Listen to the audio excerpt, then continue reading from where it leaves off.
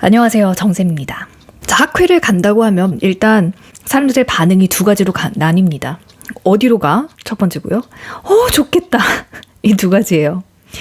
왜냐면 제가 주로 가는 학회들은 거의 유럽에 있거나 아니면 북미 이쪽에 있는데요. 이번에 이제 7월에 이태리 밀라노에 가게 될 학회가 있어서 이를 준비를 하고 있고, 또 10월에 굉장히 중요한 컨퍼런스 2개, 하나는 토론토에 있고 하나는 멕시코 시티에서 이제 진행이 될 예정인데요.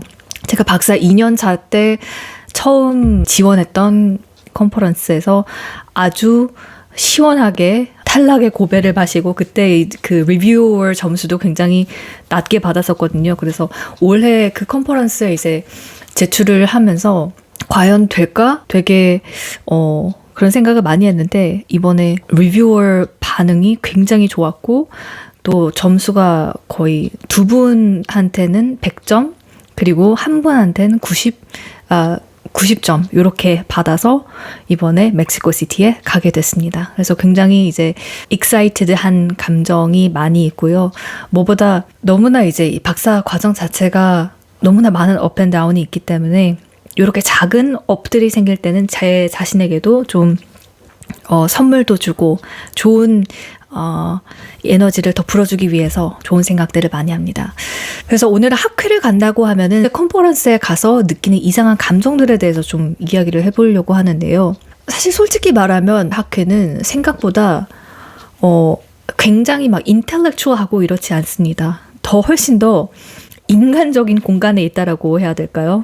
그래서 일단 저는 학회에 올 때마다 이상하게 긴장을 합니다. 논문을 발표하기 전이라서만은 아니에요. 학회는 늘 나는 아직 충분하지 않은 것 같아 라는 공기가 늘 있습니다. 그리고 정말 다들 너무나 똑똑해 보이고 너무나 멋진 연구자분들, 학자분들을 보면서 어쩌면 저렇게 자신의 연구를 명확하고 멋지게 설명해내실 수 있을까. 또 다들 어디론가 계속 연결되어 있는 것 같은 그런 느낌을 받기도 하죠. 또 특히 국제학회에 가면 언어 자체가 약간 권력처럼 느껴질 때도 있고요. 또 누군가는 아주 자연스럽게 말하고, 누군가는 자기 아이디어를 너무나도 이제 확신 있게 이야기를 하는 그 공간 안에서 어찌 보면은 그 안에서 스스로를 계속 비교하게 되는 경우도 있기 때문인 것 같아요. 이제 발표 직전에 떨고 질문, 정말 Q&A 시간이 가장 두렵게 느껴지고, 내 연구가 정말 충분할까 엄청 고민하고, 또 때로는 완전히 길을 잃은 것 같은 그런 기분이 들 때도 있는데요. 박사 과정에 들어오기 전에는 이제 많은 학자들이 굉장히 확신에 찬 사람들일 것이다 라고 생각을 했었던 것 같아요.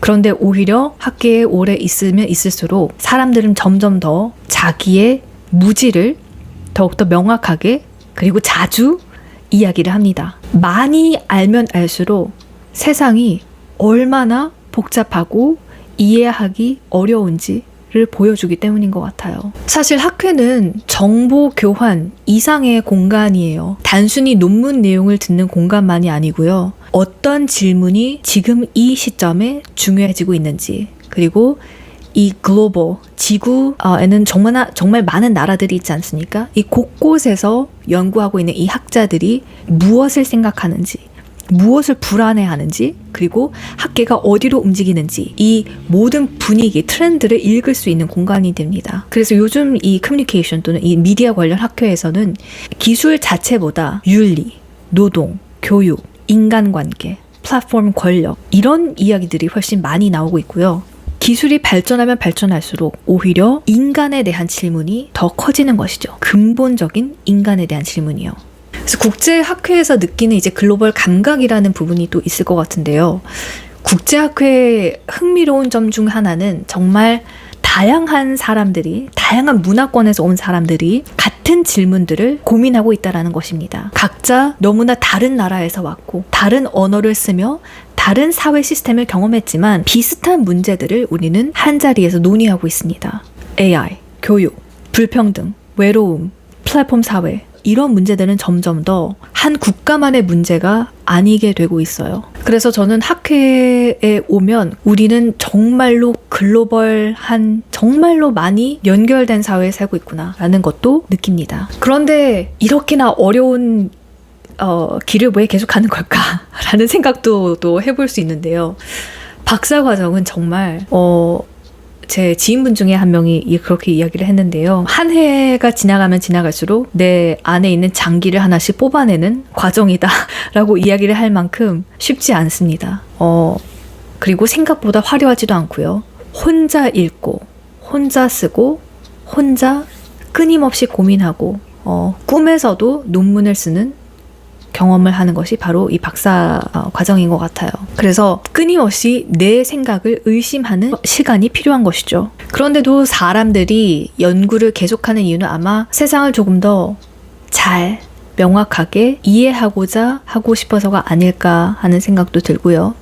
또 학회는 가끔 그 긴 과정 속에서 나만 이런 질문을 하는 것이 아니구나. 다른 사람들 역시도 같은 질문을 던지고 있구나 하는 것을 또 실감하는 기회가 되기도 합니다.